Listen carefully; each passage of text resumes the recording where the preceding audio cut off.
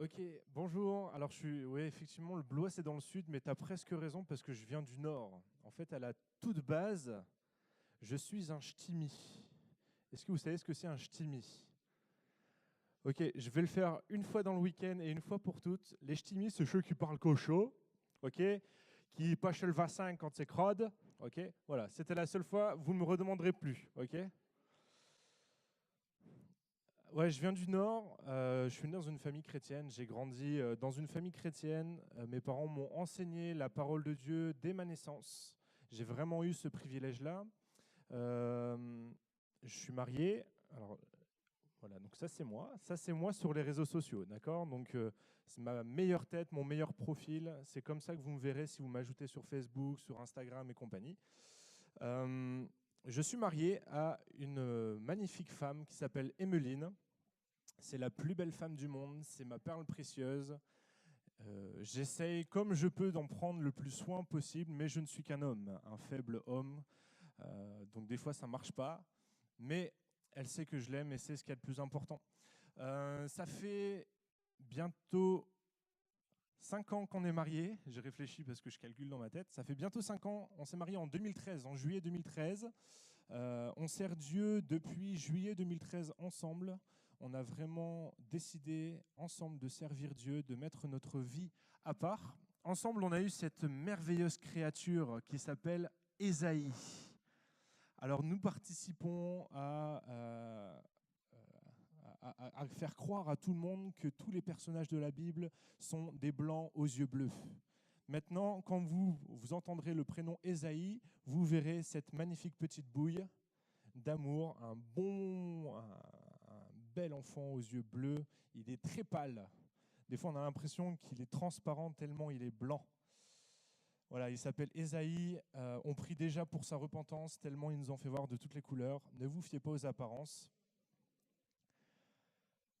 Voilà ce que je suis. On sert Dieu à Blois depuis bientôt 2 ans. Ça fera 2 ans au mois de juin. Certains me connaissent déjà. Ils m'ont vu en tant que directeur de colo. Qui m'a déjà vu en tant que directeur de colo? Levez la main que je vous repère. Donc là-bas au fond. Ok, je l'ai vu, Damien. Là. Ok, c'est comme ça c'est comme ça que je suis arrivé ici. On m'a dit tiens, ça serait bien que tu viennes passer le week-end avec nous. Donc je suis directeur de colo depuis des années maintenant, et c'est une joie de servir Dieu pour vous. C'est une joie vraiment de vous raconter les merveilles de Dieu. Mon objectif, c'est pas de vous convaincre que Dieu existe. Mon objectif, c'est de vous amener à Dieu et il fera le reste. Donc ça, c'est une photo. Ça, c'est la photo que vous verrez jamais sur les réseaux sociaux. Voilà. Pourquoi j'ai fait ça? En fait, on a la tendance à se présenter de manière toujours la plus belle qui soit. Voilà, moi je suis beau, j'ai des beaux yeux, j'ai un bel enfant, on est un beau couple. Et on oublie toujours de montrer de montrer ce qu'on montre pas. On a des choses qu'on cache. Vous êtes d'accord que sur les réseaux sociaux, vous mettrez jamais une photo moche. En général, vous allez toujours râler sur votre pote qui a mis une photo de vous moche sur les réseaux sociaux. D'ailleurs, quand vous allez regarder une photo, vous faites une photo de groupe, la première personne que vous allez regarder, c'est vous. Et vous allez dire, si vous n'êtes pas beau, vous allez dire, la photo, elle est moche. Vous pouvez avoir les plus beaux garçons, les plus belles filles à côté de vous qui ont des super sourires, qui sont beaux. Si vous êtes moche, la photo, elle est moche. Vous êtes d'accord ou pas? Ok. Donc ça, c'est ce que vous verrez jamais sur les réseaux sociaux, Emeline et moi, en faisant une grimace. Voilà, ça, c'est ce que j'étais. Et ma question maintenant, c'est qui es-tu? Alors, je vais faire un exercice très difficile. Je vais prendre une personne au hasard et elle va se présenter. Alors attention, c'est le moment où il faut baisser la tête, surtout ne pas montrer que vous existez. Allez, on va faire simple. Fred, vas-y. Que les seigneurs vous bénissent. Je m'appelle Bernard Freddy, j'ai 28 ans. Je dois dire quoi encore? Je dois continuer. Je suis chrétien, j'ai Dieu dans ma vie depuis des années. Et c'est une grâce que je sois devant vous pour dire merci au Seigneur et dire merci à Paul de m'avoir laissé le micro. Ouais, c'est un exercice très simple. Vous êtes d'accord avec moi que quand on pose cette question, qui es-tu, on va toujours parler de ce qu'on a fait, de ce qu'on a vécu, Voilà, moi je m'appelle Paul, c'est le prénom que mes parents m'ont donné. J'ai grandi dans le Nord-Pas-de-Calais, c'est là où j'ai grandi. Et tout ce que je suis finalement, ça ne me vient de l'extérieur, ça n'est pas directement dirigé vers moi. Est-ce que vous êtes d'accord avec ça? Vous allez dire, voilà, j'ai fait telles études. Moi, je suis informaticien. J'ai fait un brevet de technicien supérieur en informatique de gestion. J'ai bossé pendant 5 ans dans des boîtes où on faisait des sites internet aujourd'hui. Et voilà, et je vais me décrire par rapport à ce que je fais et rarement par rapport à ce que je suis réellement. Alors Fred, je pense qu'il a potassé un petit peu le sujet de l'identité en Christ et donc du coup il a été capable de dire je suis chrétien. Mais ce n'est pas un réflexe qu'on a. En général, on va d'abord dire, voilà, je suis développeur web, je suis pasteur, voilà ce que je fais dans ma vie. Et ma question, c'est, qu'est-ce que nous sommes? Qu'est-ce que nous sommes? Alors, on va lire. Est-ce que vous avez ramené vos Bibles? Quand j'étais jeune, un pasteur nous a dit, si vous ne ramenez pas votre Bible pendant la réunion de jeunesse, vous ne vous marierez pas. Qui a ramené sa Bible? il y en a qui se l'arrachent. Ok, si vous avez ramené votre Bible sur votre smartphone, ça fonctionne aussi. Hein. Si vous avez une tablette, un smartphone, tout ça, ça marche aussi. L'important, c'est d'avoir la parole de Dieu avec soi. Ok? On la lit dans Genèse, chapitre 2, verset 7. C'est facile, Genèse, c'est le premier livre de la Bible. À mon avis, vous tournez 3 ou 4 pages et vous allez trouver le verset. Genèse, chapitre 2, verset 7, il nous est dit « L'Éternel, Dieu forma l'homme de la poussière de la terre. Il souffla dans ses narines un souffle de vie, et l'homme devint un être vivant. » On est à la création, et ça, c'est la meilleure définition que vous trouverez de qu'est-ce qu'on est. Qu'est-ce qu'on est? Nous sommes, attention, effet spécial, la rencontre, je ne sais pas si on voit bien, est-ce que vous voyez un rond bleu là? Si on regardait là-bas, voilà. Nous sommes la rencontre entre la terre, la poussière et le souffle de Dieu, l'Esprit de Dieu. Et la rencontre de ces deux choses, c'est un être vivant ou une âme vivante. Alors à la question « Qu'est-ce que je suis ?» Nous sommes toutes et tous une âme vivante. Que vous ayez accepté Dieu dans votre vie ou que vous ne vouliez pas l'accepter ou que vous refusiez toute religion, toute foi, vous êtes une âme vivante. En réalité, l'âme, c'est la chose la plus précieuse que Dieu nous ait donnée. L'âme, c'est quelque chose, c'est pas simplement quelque chose d'un peu... si je vous pose la question, c'est quoi l'âme? Vous allez me répondre en général. L'âme, c'est la rencontre entre le corps et l'esprit. C'est vraiment la réunion de ces deux éléments. Et quand vous regardez la parole de Dieu, l'âme, c'est vraiment ce qu'il y a de plus précieux dans notre vie. Dans notre vie, c'est la chose dont on doit prendre le plus soin. Malheureusement, aujourd'hui, c'est la chose la plus négligée. Toutes nos souffrances, toutes nos difficultés, tout ce qu'on traverse, bien souvent, dans la plupart des cas, c'est parce que notre âme a été négligée. L'âme est une perle que Dieu nous a donnée qui a été négligée. Notre âme, c'est aussi la négligence de notre corps qui se reconnaît dans ces photos. Il y en a qui lèvent la main. Vous osez lever la main. Ouais. Bon, là, c'est des cas extrêmes. Hein. Mais la négligence de notre corps, c'est aussi la négligence de notre âme. À chaque fois que vous faites des excès de table, que vous mangez trop de McDo, trop de Quick, trop de KFC, je ne sais pas ce que vous aimez comme fast-food, mais c'est quoi? Le Coca, ah oui. Non, c'est parce que j'ai une théorie, c'est que le Coca est naturel. Le Coca pousse sur les arbres, donc quand j'en bois, c'est bon pour moi, parce que c'est naturel. Bon, on ne me croit pas quand je le dis, je ne comprends pas pourquoi. Tous les excès de table, tous les troubles alimentaires sont une négligence de l'âme, que ça soit trop mangé ou pas assez mangé. Le manque d'exercice est un trouble, est une négligence du corps et donc une négligence de l'âme. Ce que l'État dit, faites du sport, faites de l'exercice régulièrement, ce n'est pas eux qui l'ont inventé.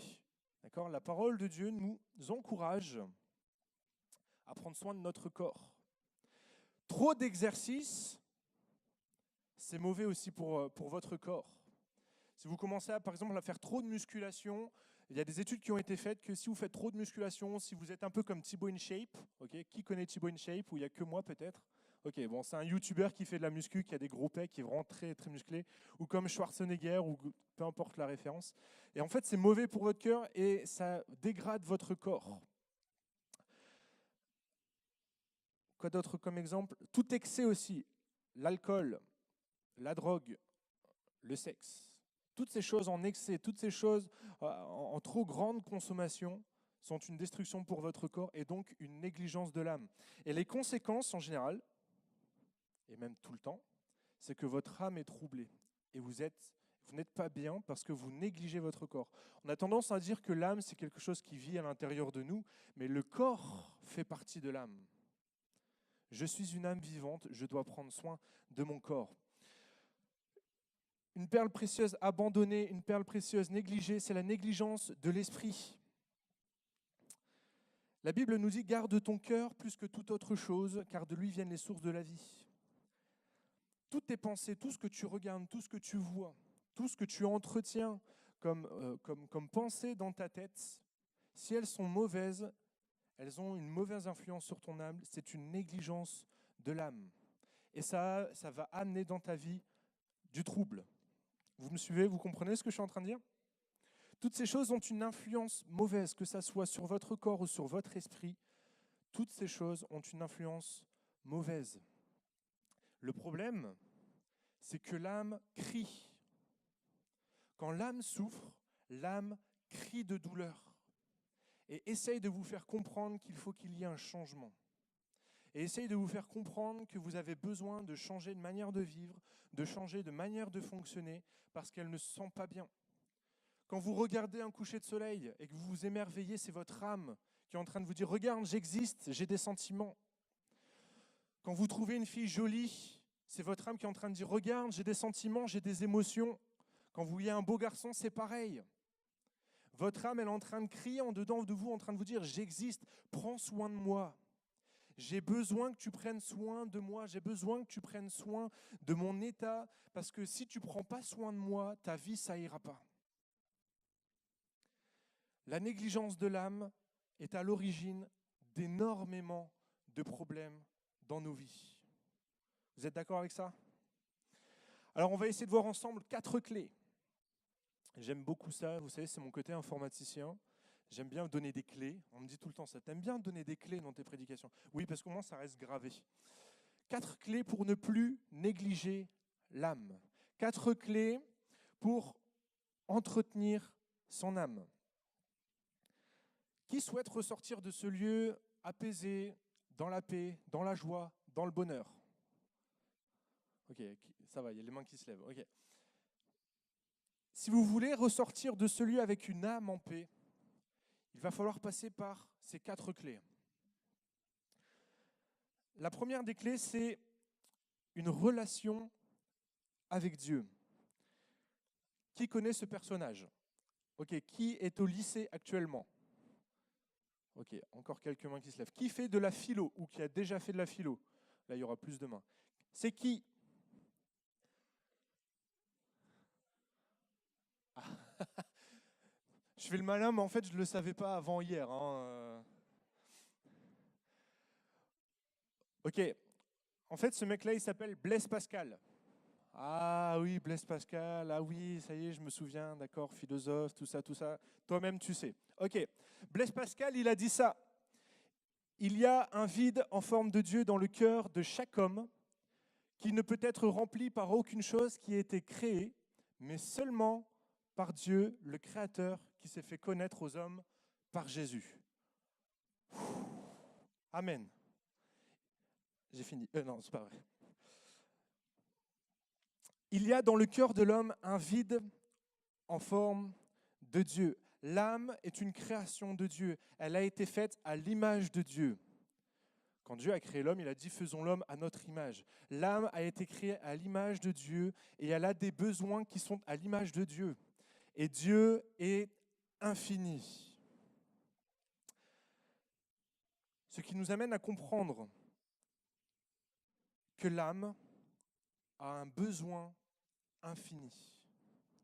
Le problème, c'est que ça, si on ne s'en rend pas compte tout de suite, on va essayer de compléter ce manque par tout un tas de choses qui ne sont pas forcément mauvaises en soi, mais qui n'arriveront jamais à combler les besoins de l'âme. Alors on va se trouver un groupe d'amis avec qui on va passer des bons moments, des bons temps, et ça va nous aider pendant un temps, ça va nous faire du bien, mais quand ces amis seront partis, ça va laisser un vide. Alors on va essayer de trouver un conjoint, une conjointe, et à chaque fois qu'on va passer du temps avec elle, à chaque fois qu'on va passer des bons moments avec elle, ça va nous faire du bien.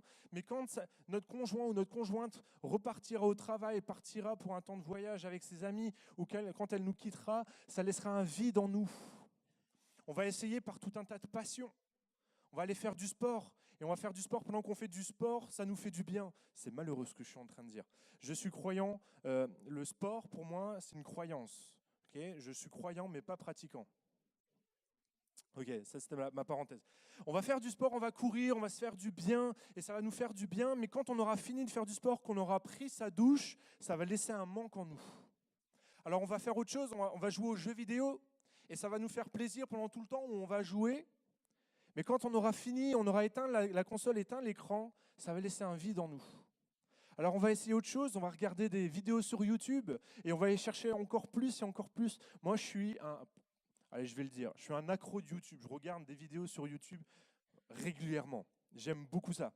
Il n'y en aura jamais assez et on veut toujours en voir plus et on veut toujours en regarder. Et à chaque fois qu'on va s'arrêter de voir une vidéo, ça va laisser un manque en nous. L'âme, c'est comme un gamin qui va se coucher. Okay, les parents savent de quoi je parle. Papa, est-ce que je peux avoir un verre d'eau? Le verre d'eau. Papa, je veux un câlin. Et papa, fais-moi un bisou. Et il y a toujours un besoin. Mon fils, en ce moment, il vient de passer sur un lit de grand. Vous savez, il n'y a plus les barreaux, donc on ne peut pas le laisser s'en aller et on sait qu'il ne bougera pas. Okay, et en ce moment, il nous fait câlin, encore un câlin, et encore. On fait un câlin pendant 1 minute, on s'arrête, on s'en va, encore un câlin. Et c'est jamais comblé. Notre âme, c'est ça. On va essayer de combler les besoins de l'âme avec tout un tas d'artifices, tout un tas de choses, mais qui au final nous laissera toujours une sensation de vide. Pourquoi ? Parce que l'âme a des besoins infinis. Et la seule chose qui pourra combler ce besoin infini, c'est quelque chose d'infini. Et la seule chose sur terre et en dehors de la terre qui est infinie, c'est Dieu. Tout a un commencement, tout a une fin. La seule chose, la seule personne qui n'est pas finie, c'est Dieu. Et notre âme a besoin d'être remplie par Dieu. Notre âme a besoin d'avoir une relation avec Dieu pour se faire du bien, pour être comblée, pour être rassasiée. Ça, c'était la première clé. On a besoin d'une relation avec Dieu. Ça, c'est le deuxième. On n'aime pas trop ce mot. On n'aime pas trop le mot repentance. C'est un mot qui sonne mauvais dans notre tête. Pourtant, notre âme a besoin de repentance. Le péché agit en nous comme un cancer, comme une cellule cancéreuse. La Bible le compare même à la lèpre. Est-ce que vous savez ce que c'est que la lèpre ? La toute première prédication que j'ai faite, c'était sur la lèpre. Qui sait ce que c'est que la lèpre ? Ok, c'est quoi ? Vas-y, bien fort. Ah non. C'est une maladie. Ok, on a un bon démarrage. La lèpre, en fait, c'est une maladie qui va ronger petit à petit les terminaisons nerveuses. Ok, donc ça va commencer par attaquer les bouts de vos doigts, votre peau, tout ça, ça va anesthésier et vous allez perdre des membres petit à petit. Le péché, c'est la même chose. Ça agit en vous et ça vous anesthésie, ça vous arrache à petit feu, ça vous détruit à petit feu. C'est jamais d'un coup d'un seul. C'est pas une crise cardiaque, c'est pas un AVC, c'est pas direct, instantané. Non, le péché détruit à petit feu. Et la seule manière d'être guéri de la lèpre, c'était miraculeux à l'époque. Et aujourd'hui, le seul moyen d'être guéri du péché en quelque sorte, c'est la repentance. Ok, est-ce que vous connaissez ce personnage? C'est qui? C'est Gollum, bande de païens, vous avez regardé Le Seigneur des Anneaux. En réalité, Le Seigneur des Anneaux a été écrit par un homme qui s'appelle Tolkien. Ok. Tolkien, en fait, c'est un chrétien. Et il a voulu montrer... Ok, vas-y, tu peux éteindre le téléphone, comme ça, on revient. Ok, super. En fait, Tolkien, c'était un chrétien, et quand il a créé le personnage de Gollum, il a voulu montrer ce que le péché pouvait faire sur l'homme. Gollum, c'est quoi sa dépendance? Mon précieux. C'est l'anneau. Il a voué son existence à l'anneau. Et ce qu'il avait de plus précieux, c'était l'anneau. Et en fait, il a vendu son âme à l'anneau. Il a perdu son âme parce qu'il voulait l'anneau plus que tout. Et ça n'a pas eu simplement un effet néfaste sur sa vie, mais on voit que physiquement, ça ne s'est pas bien passé. Ok ? En fait, le péché agit de la même manière en nous. Il nous détruit à petit feu. Et il a une influence néfaste sur notre vie. Alors si physiquement on ne ressemblera pas comme peut-être à ça, quoique certaines dépendances, certaines drogues, à la fin, vous n'êtes pas loin de ressembler à ça. Ok ? Mais il faut que vous compreniez qu'en fait, Gollum, il ressemble à ça parce qu'il a vendu son âme à son péché. Il a vendu son âme à l'anneau. Et c'est pour ça qu'il ressemble à ça. C'était pour l'aparté. Il y a un verset dans 1 Thessaloniciens, chapitre 5, verset 23. En général, dans la Bible, quand vous lisez le mot âme et le mot esprit, c'est souvent le même terme. Sauf dans ce passage-là où on fait une distinction. Alors on va le dire, que le Dieu de paix vous sanctifie lui-même tout entier et que tout votre être, l'esprit, l'âme et le corps soient conservés irrépréhensibles lors de l'avènement de notre Seigneur Jésus-Christ. Amen. En fait, ce verset-là nous apprend une chose, c'est que notre corps, notre être, notre âme est composé de 3 choses. Le premier, c'est l'esprit. L'esprit, en fait, c'est la volonté. Okay, c'est ce qui fait que je suis une personne à part entière. C'est ce qui fait que j'ai un pouvoir de décision, le oui et le non.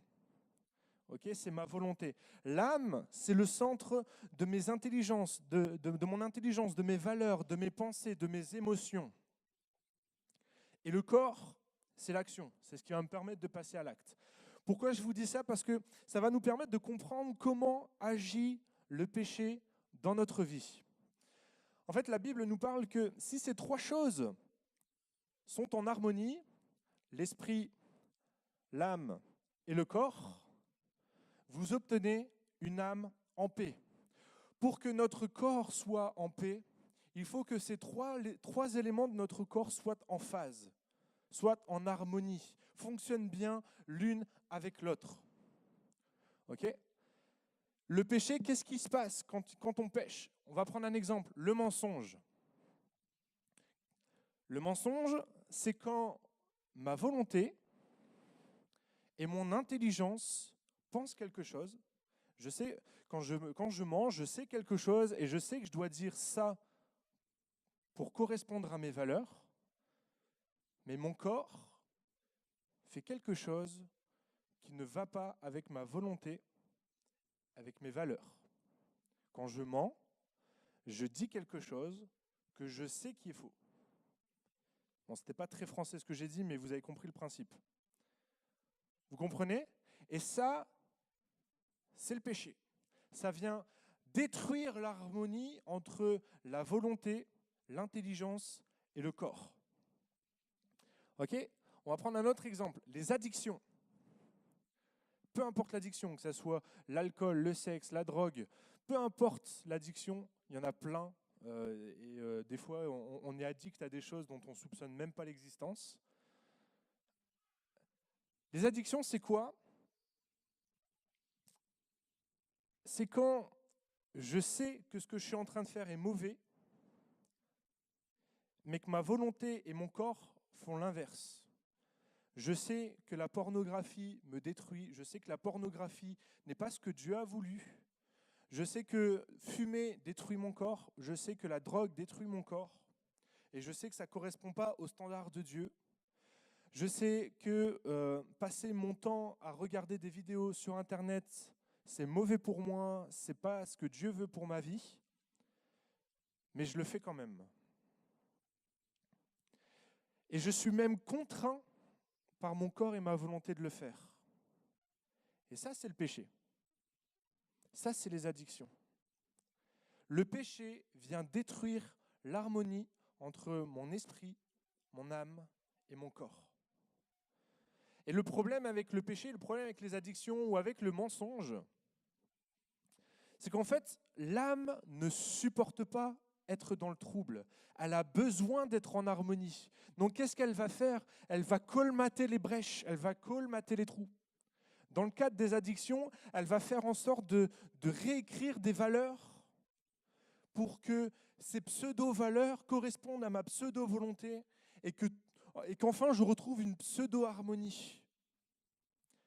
Le problème, c'est que ça ne fonctionne pas parce que c'est pseudo, c'est pas véritable, c'est pas vrai.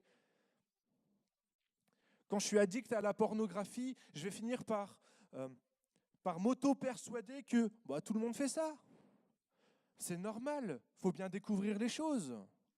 Il faut bien découvrir comment ça fonctionne. Et je vais m'auto-persuader, je vais me trouver des prétextes pour le faire parce que mon âme ne supporte pas être dans le trouble. Elle a besoin d'être en harmonie. Et le problème, c'est qu'on en finit par se mentir à soi-même. La repentance, pourquoi je dis que la repentance, c'est une clé pour retrouver une âme en paix? La repentance vient rétablir l'harmonie, vient restaurer l'harmonie.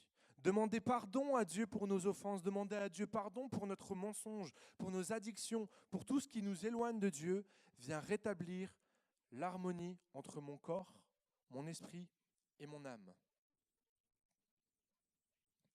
Je ne sais pas où est-ce que vous en êtes par rapport au péché, je ne sais pas comment vous vivez les choses par rapport au péché, mais sachez que c'est le péché qui vous trouble. C'est toutes les fautes, toutes les choses que vous commettez qui vont à l'encontre de ce que l'âme veut, qui vous troublent. Et vous avez besoin de repentance pour revenir à Dieu. Une troisième clé, c'est pareil, on n'aime pas trop ça. Une troisième clé pour prendre soin de son âme, c'est la mort à soi-même.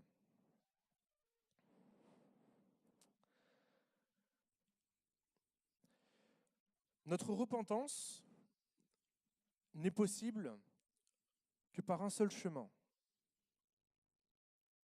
Ce chemin, c'est Jésus. Le seul moyen que nous avons de nous repentir, c'est de passer par Jésus-Christ.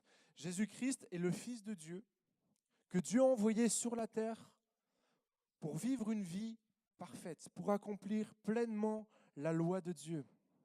Il est mort à la croix, son sang a coulé, ses mains et ses pieds ont été percés. Il est mort pour prendre sur lui la condamnation de notre péché. Je vous l'ai dit, le péché, ça nous mène à la mort. Le péché nous mène inexorablement à la mort. Jésus a pris sur lui la condamnation du péché, c'est-à-dire la mort. Mais bien plus que ça, et si on s'arrêtait là, ça serait une mauvaise nouvelle, ça serait tragique. Mais on sait que Christ est ressuscité 3 jours après. Il a vaincu la mort. Et aujourd'hui, on peut se repentir, on peut demander à Dieu pardon, et notre âme peut être en harmonie avec l'esprit et le corps, parce que Jésus est mort à la croix et il est ressuscité.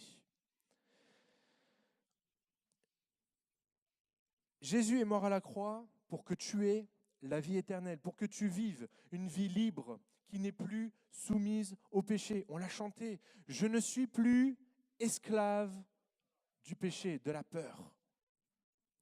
Jésus est mort à la croix pour que tu ne sois plus esclave de tes addictions, pour que tu ne sois plus esclave du péché, pour que tu ne sois plus esclave du mensonge. Jésus est mort à la croix pour que tu sois libre. Ma question, est-ce que ta vie vaut le sacrifice de Jésus? Est-ce que ta façon de vivre, ta façon de fonctionner, ta façon d'agir a valu le sacrifice de Jésus? Jésus-Christ est mort à la croix pour que tu vives. Est-ce que ta vie vaut la peine que Jésus soit mort pour toi? Imaginez un brigand fait les pires crimes. Il fait les pires actes odieux. Il a tué, il a volé, il a détruit. Et il s'approche de vous et il vous supplie. Et il vous dit, je ne me rendais pas compte de ce que je faisais. Je suis mauvais, je suis attiré par ça. J'aimerais tellement avoir une seconde chance. Et il vient vers vous, il vous supplie d'avoir une seconde chance. Et vous acceptez de lui offrir cette seconde chance. Vous prenez à sa place. Imaginez maintenant que cet homme pour qui vous avez pris la condamnation recommence ses anciens travers. Est-ce que vous seriez heureux de l'apprendre?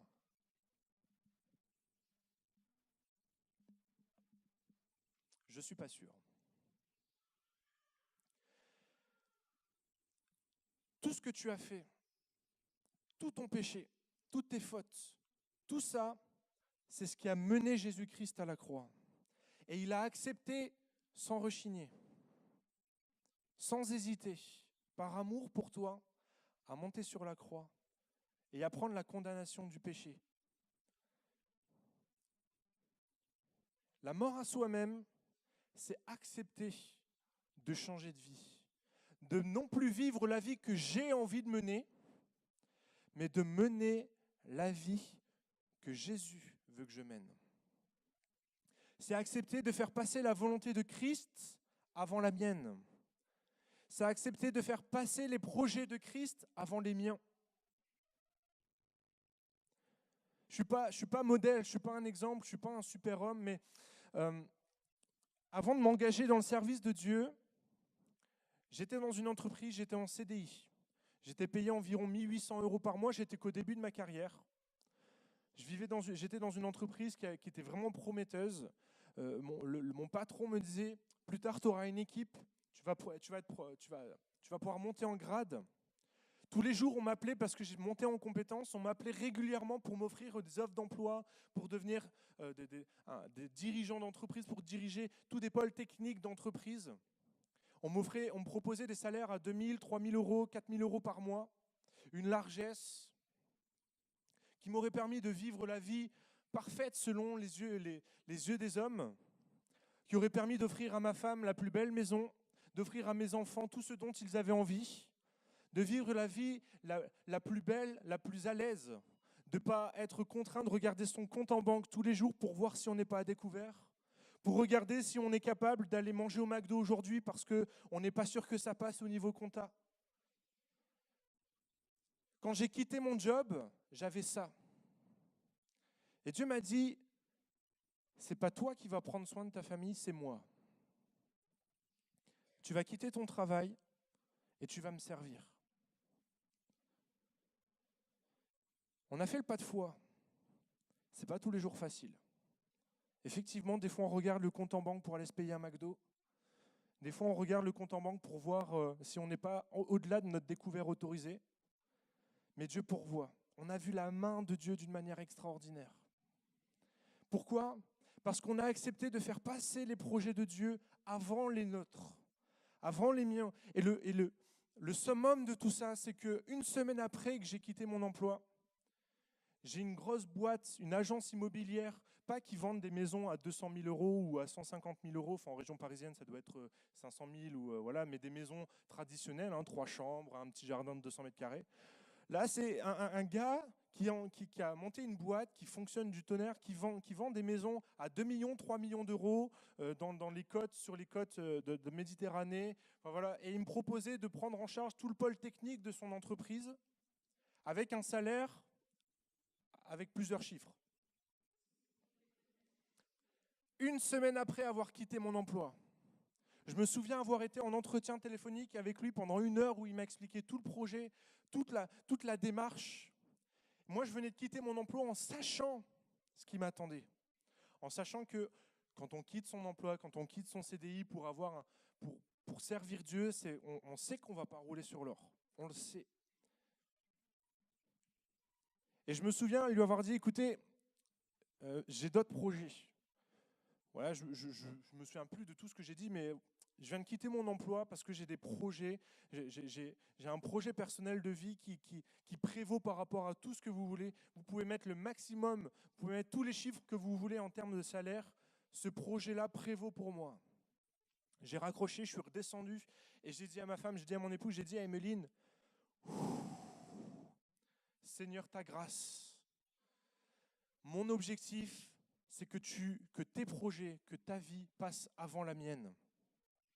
Je vous le dis, je ne suis pas modèle, je ne suis pas exemple, parce que quand mon compte en banque affiche rouge, je suis le premier à râler, je suis le premier à pester à dire « j'en ai marre, ça me saoule, j'aurais pu être beaucoup plus large que ça, j'aurais pu m'acheter la voiture que je voulais. » Récemment, on m'a acheté une voiture. J'aurais pu m'acheter tout seul. Pourquoi? C'est la mort à soi-même. Et ça donne du repos à l'âme. Mais c'est pas toujours facile, je vous l'avoue.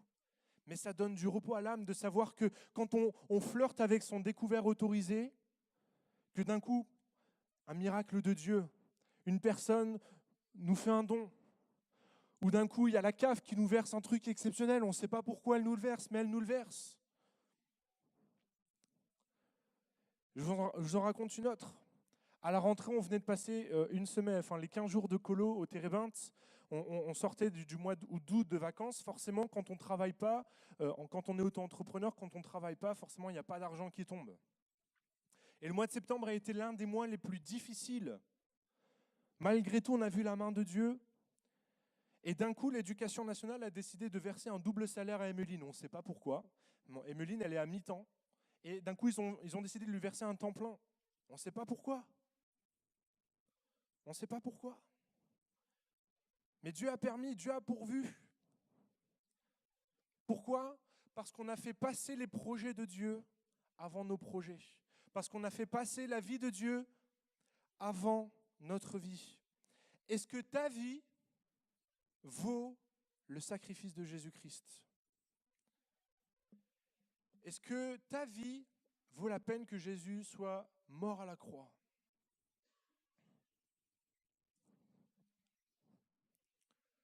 Le quatrième point, abandonner les fardeaux.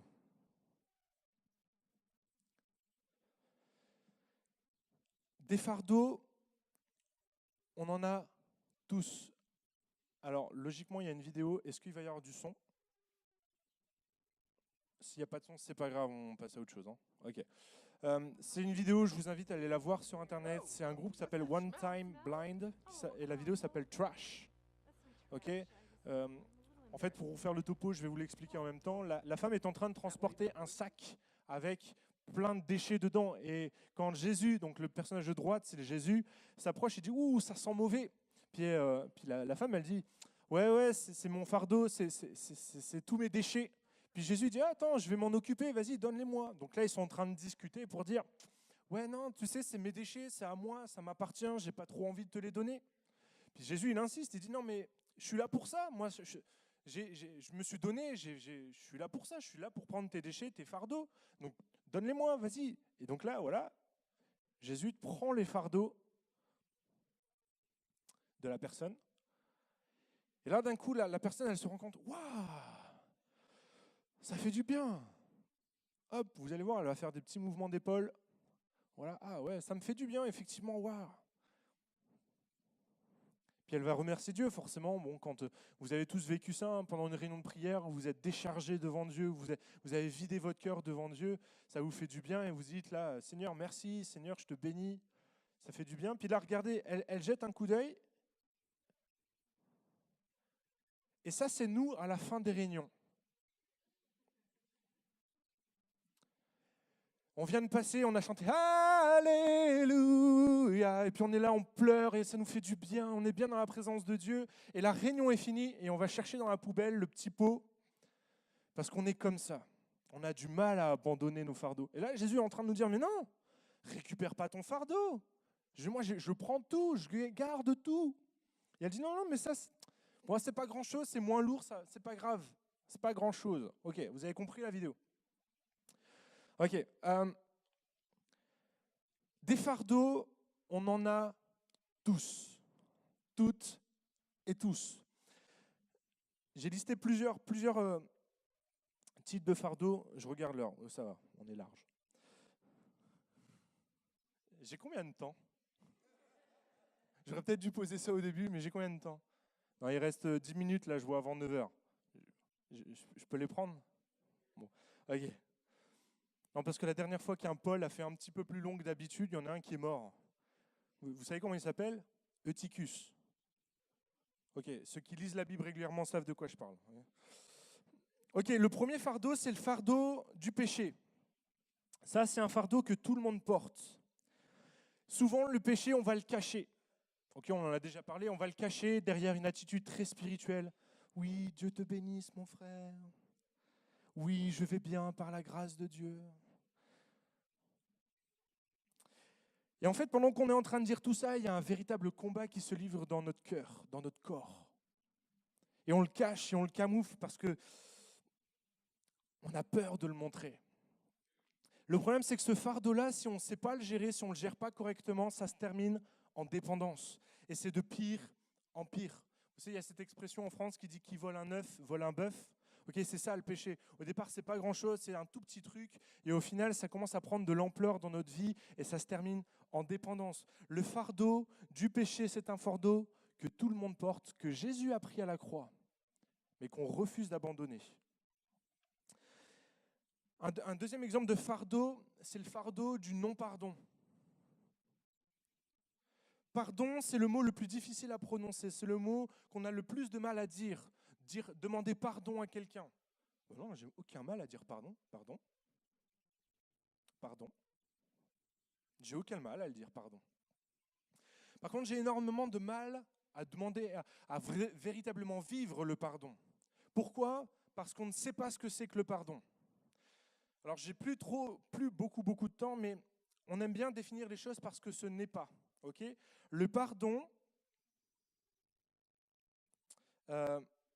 c'est une injustice qui est ancrée en nous, qui n'est pas pardonnée. Ça se transforme en cancer qui ronge, qui détruit. Ok, quand vous ne pardonnez pas à quelqu'un, il y a des paroles qui restent gravées dans votre cœur. Et vous commencez à avoir ce qu'on appelle de l'amertume. Et ça se développe, ça grandit, il y a de la haine qui commence à se créer pour la personne. Okay? On a tous vécu ça. Ou alors c'est que vous êtes vraiment parfait et que je suis vraiment pas terrible. Ce que n'est pas le pardon. Pardonner, ce n'est pas approuver ce qui a été fait, ce n'est pas cautionner ce qui a été fait. Ce n'est pas parce que vous demandez pardon à quelqu'un que vous acceptez ce qu'elle a fait. Ce n'est pas parce que vous demandez pardon à quelqu'un que vous approuvez ce qu'elle a fait. Pardonner, ce n'est pas excuser. Ce n'est pas trouver des excuses pour adoucir l'offense. Ouais, je te pardonne, je sais que ta vie a été difficile. Ouais, je te pardonne, je sais que voilà, c'est pas facile en ce moment dans ton foyer. Ouais, je te pardonne, je sais qu'à la maison c'est difficile. Ouais, je te pardonne, je sais qu'au collège c'est pas facile, au lycée c'est pas facile. Le pardon, ce n'est pas trouver des excuses pour adoucir l'offense. Pardonner, ce n'est pas nécessairement se réconcilier. Pardonner, c'est un acte individuel, moi vers l'autre. Se réconcilier, il faut être deux. Ça déjà, c'est une base. Et il y a certaines choses, des fois Dieu nous demande même de ne pas nous réconcilier avec des personnes parce que ces personnes-là sont néfastes pour notre vie. Je vous donne un exemple. J'ai grandi sous l'emprise d'un pervers narcissique, d'un manipulateur. Mes parents étaient amis avec un manipulateur.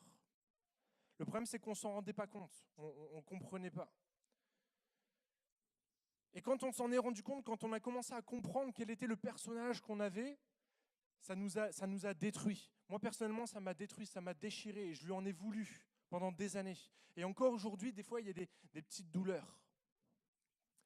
On lui a pardonné.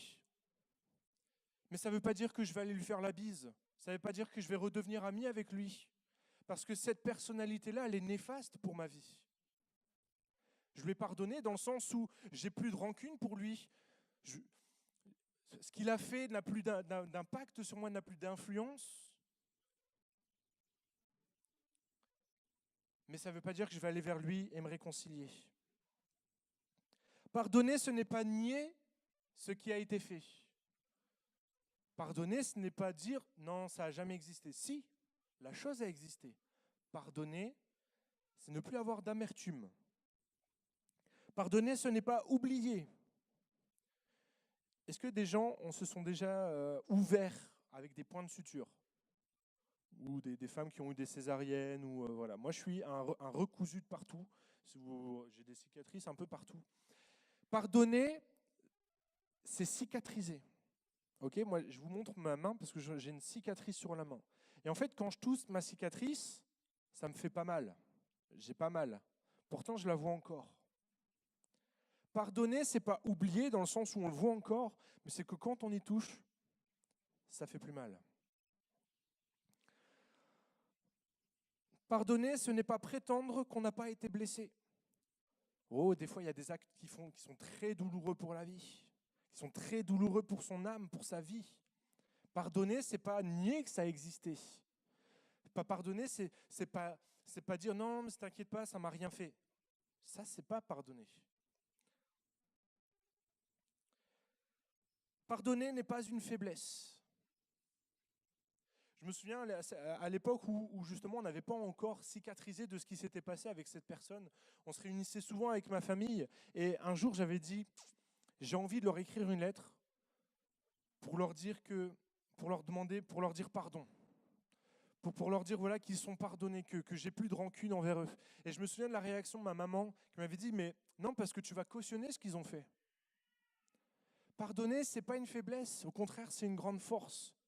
Affronter ce qu'on a vécu, affronter ce qu'on a vécu, c'est une force extraordinaire que de pardonner.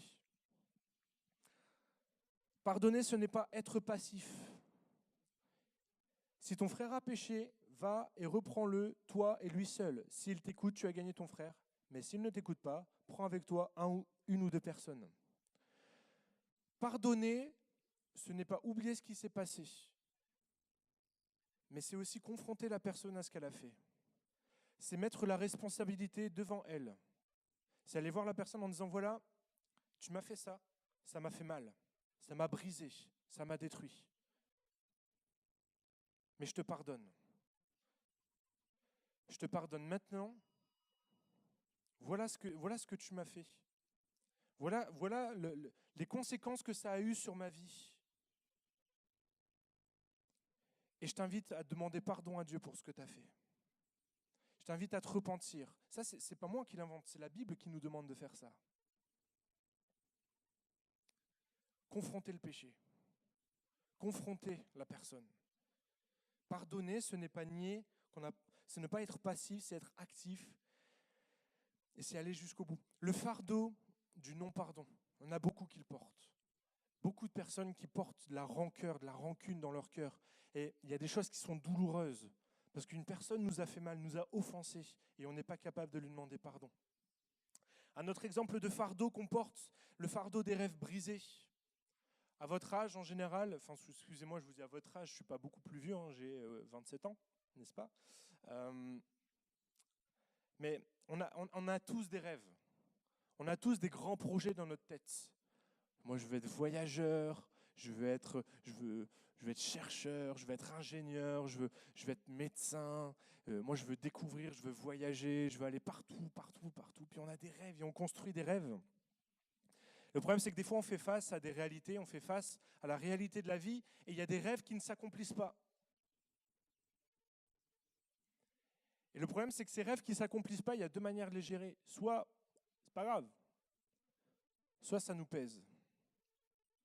Parce qu'en fait, finalement, on subit un petit peu les rêves qu'on n'a pas exploités, les rêves qu'on n'a jamais vécus.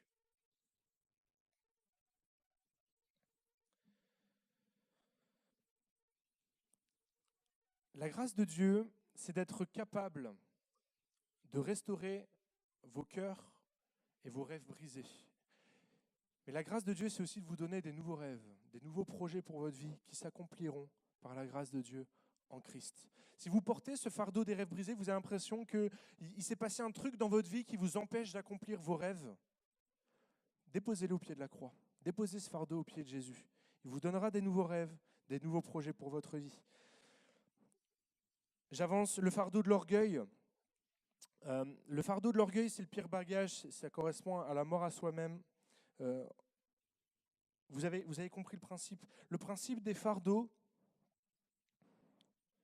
c'est d'être capable de les déposer à la croix, d'être capable de les donner à Christ, à Jésus, en disant « Seigneur, tu t'occupes de ça. Je ne veux plus rien avoir à faire avec ça. » Mais quand on est dans un moment dans la présence de Dieu et qu'on est là et qu'on loue Dieu et qu'on déverse nos fardeaux, qu'on déverse nos difficultés, qu'on soit capable de ne plus les reprendre en rentrant. De ne pas garder la petite boîte de déchets. Le quatrième point, pour ne plus négliger son âme, c'est d'abandonner ses fardeaux. Je suis une âme vivante. C'est la base. Je suis une âme vivante. Mon âme a besoin de Dieu. Mon âme a besoin d'être comblée par Dieu. Mon âme a besoin d'être en paix. Elle a besoin, c'est un besoin. Et si pendant que je prêche, ça crie à l'intérieur de vous en disant « Oui, je veux être en paix », ça tambourine. Parce que votre corps, votre esprit, il est troublé, ça ne marche pas dans votre vie, il y a plein de pensées dans votre tête, c'est difficile, c'est douloureux, il y a plein de choses qui vous retiennent. Votre âme a besoin de Dieu. Et je termine avec une histoire. Un homme qui s'appelle Horatio Spafford. Qui le connaît? Personne, c'est normal. Horatio Spafford, c'est un grand homme d'affaires aux États-Unis. Il est à la tête d'un empire immobilier énorme, extraordinaire. L'histoire se passe dans 1800 et quelques. Enfin bref, il est très riche. Il a une épouse et 4 filles. Et alors que son empire vraiment grandit, qu'il est plein d'argent, il est chrétien. Extraordinaire, Dieu le bénit par les richesses, tant mieux. Il décide de prendre des vacances. Et il décide de prendre des vacances en Europe. Et vous savez, à l'époque, pour aller en Europe, on n'avait pas les avions, il fallait prendre le bateau. Et donc il prend les billets de bateau pour aller avec lui, sa femme et ses 4 enfants. Et la veille du départ, il y a un incident sur son parc immobilier, il est obligé de réagir. Et donc il va devoir lui reporter de quelques semaines son voyage, mais il dit à sa femme et à ses enfants, allez-y avant moi. Sa femme et ses 4 filles s'en vont, ils partent. Et quelques jours après, quelques semaines après, il va recevoir un télégramme. Ce télégramme va dire « Je suis arrivé seul, qu'est-ce que je fais ?» Sa femme venait de lui envoyer un message en disant « Mon navire a fait naufrage. Tes 4 filles sont mortes dans le naufrage. Je suis toute seule en Europe, qu'est-ce que je fais ?» Notre homme d'affaires, Horatio, c'était un chrétien. Et alors que n'importe qui aurait hurlé à la mort, serait tombé dans une dépression certainement très forte, Horatio s'est tourné vers l'Éternel Et il a chanté les louanges de Dieu. Et il a écrit ce magnifique chant. Quel repos pour mon âme. Quel repos pour mon âme. It is well with my soul. C'est en anglais, hein, excusez-moi. It is well with my soul. Tout va bien pour mon âme. Horatio avait compris qu'il était une âme vivante et qu'il avait besoin de prendre soin de son âme. Son âme, il était mort à soi-même, il avait tout abandonné à Dieu. Et quand Dieu lui a fait passer par la pire des tempêtes, il a perdu ses 4 filles. It is well with my soul. Quel repos pour notre âme. Dans la vie, il y a des difficultés, il y a des épreuves, il y a des tempêtes, il y a des galères. On en traverse toutes et tous.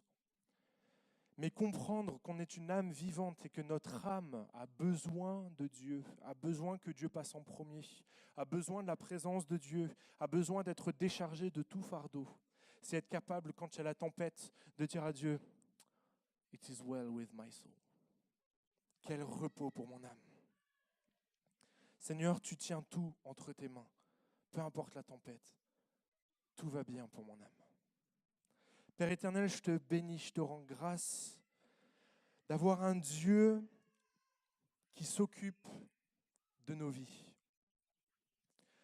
Seigneur, et c'est vrai que depuis que je t'ai confié ma vie, depuis que j'ai compris que c'est toi qui devais primer dans ma vie, c'est toi qui devais prendre la première place, même quand il y a les difficultés, même quand il y a les galères financières, même quand il y a des galères dans notre couple, quand il y a des galères dans la famille, quand notre fils ne va pas bien, même quand il y a des difficultés à l'église, même quand il y a des difficultés dans le travail, je suis capable de chanter « Quel repos pour mon âme ».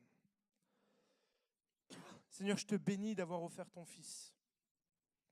Je te bénis parce que c'est au travers de lui que je peux avoir ce plein repos en Christ. Et tu nous le rappelles.